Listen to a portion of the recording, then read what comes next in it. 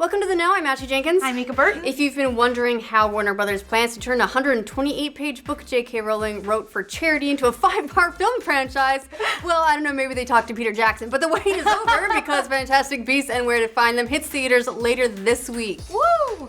Early reviews are out ahead of the film's debut, and we can finally answer the continuation, or prequelization, of the $10 billion Harry Potter franchise is any good. And the biggest magic trick of all is that, well, yeah, it seems Hollywood's pulled off the impossible. Fantastic Beasts and Where to Find Them has Leviosa its way to, at the moment, and I'm sure this will change once there are more reviews out, but for now it's got a 100% rating on Rotten Tomatoes with 26 critics weighing in at the time of writing. That is impressive.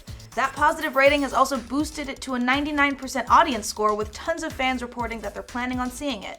That score does drop a little if you head over to Metacritic, however, where it's sitting at 73 overall. Yeah, those numbers may seem wildly different, and they are, but Rotten Tomatoes does say Fantastic Beasts' average rating is actually 7.2 out of 10. That's almost identical to the Metacritic number. And that just about translates to 3 out of 4 stars, generally considered in the acceptable range for a movie rating. We're apparently much more forgiving of movies than we are for video games. The 100% rating of Fantastic Beasts on Rotten Tomatoes easily makes it the highest rated film of the series. The previous record holders for the franchise were Prisoners of Azkaban and Deathly Hallows Part 2, the one where shit actually happened. If you're wondering how that 100% compares to all the other Harry Potter films, well, there are 8 of them, so we're not going to list all of them here, but we figured we'd at least list the ones also directed by Fantastic Beasts' David Yates, who will inherit the franchise for this film and the second. It looks like he's actually on deck for all 5 of the Fantastic Beasts movies. Yates knows what he's doing. Out of Yates' previously Potter movies, Order of the Phoenix came in at 78%, Half-Blood Prince at 84%, Deathly Hallows Part 1 at 78%, and finally Deathly Hallows Part 2 at 96%. I'm pretty sure that 96% was, oh thank God we're done. So on the surface, this one seems to be better, which is a little bit odd if you scoured the reviews, because while critics did enjoy the movie, they universally made a point of saying that Fantastic Beasts doesn't quite hold a wand, as it were, to the original series.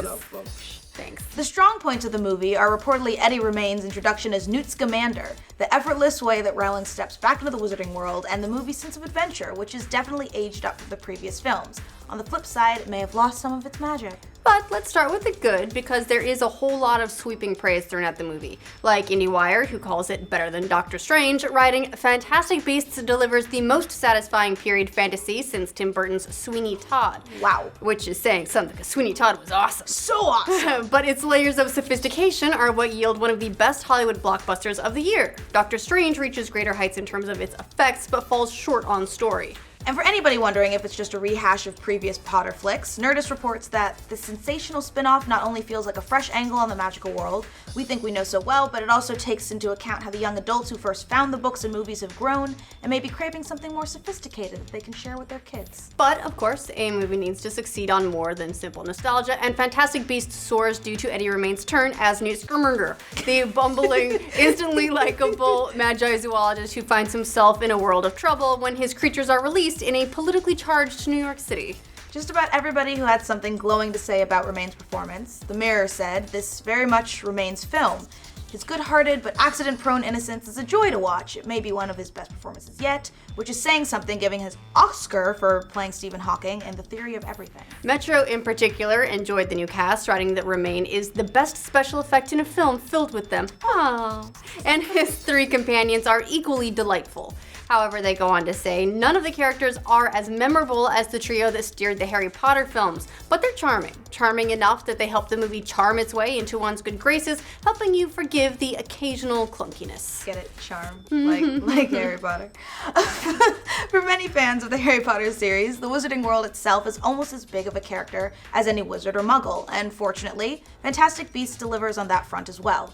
The Guardian said that the film felt comfortable and familiar as a result, stating, "It's a very Rowling universe, dense with fun, but always taking its own jeopardy very seriously and effortlessly making you do the same." But don't let the 100% score on Rotten Tomatoes fool you. One, because it's fake, because it's part of an algorithm, but also because, according to the critics, there's also plenty of things not to like in Fantastic Beasts. No. Many critics wrote about uneven pacing, this is Rowling's first screenplay after all, and that some of the actors seemed to be phoning it in a little bit, and that part's a bummer.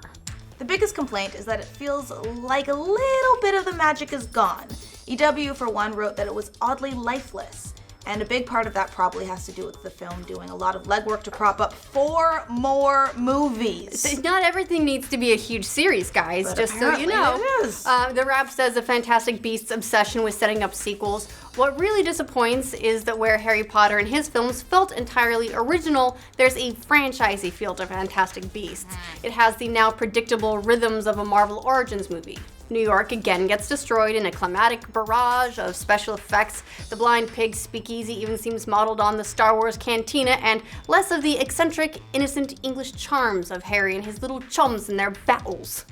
Battles. Oh yeah. That's what chums do, is they battle things.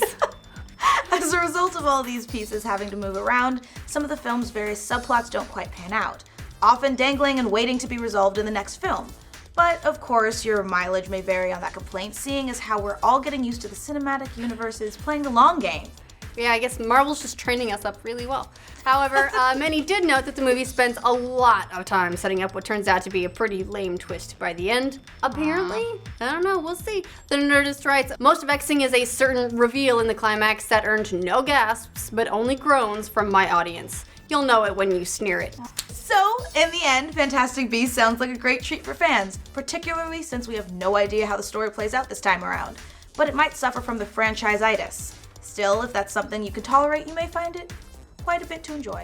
Well, it'll be interesting to watch how Fantastic Beasts performs at the box office. The Harry Potter movies have traditionally done, well, really, really well, but none of them have had quite the openings that we've seen from some of the more recent franchises out of Hollywood. Also, anecdotally, it seems like a cool movie, but it also doesn't seem like there's nearly the hype around this one. It doesn't seem like it's one of those cultural events that you have to see. I haven't seen people planning to dress up and go see it, which is super strange for a Harry Potter movie. No, it's like, going to see it. Yeah. Leave the costume at home.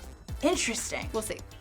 Considering this doesn't have any of the actors or characters from the original series, that might dampen even the most ardent Harry Potter lovers' enthusiasm. Plus, it doesn't have the name Harry Potter attached to its title, which might cause some out there to glance over it entirely. Well, we'll just have to see after the movie lands worldwide this Friday, November 18th, except for some of you lucky people who get it a couple days early. So jealous. Yeah! What do you think of these early positive reviews? Let us know in the comments. For future updates on the biggest box office releases, like this video and subscribe to The Know.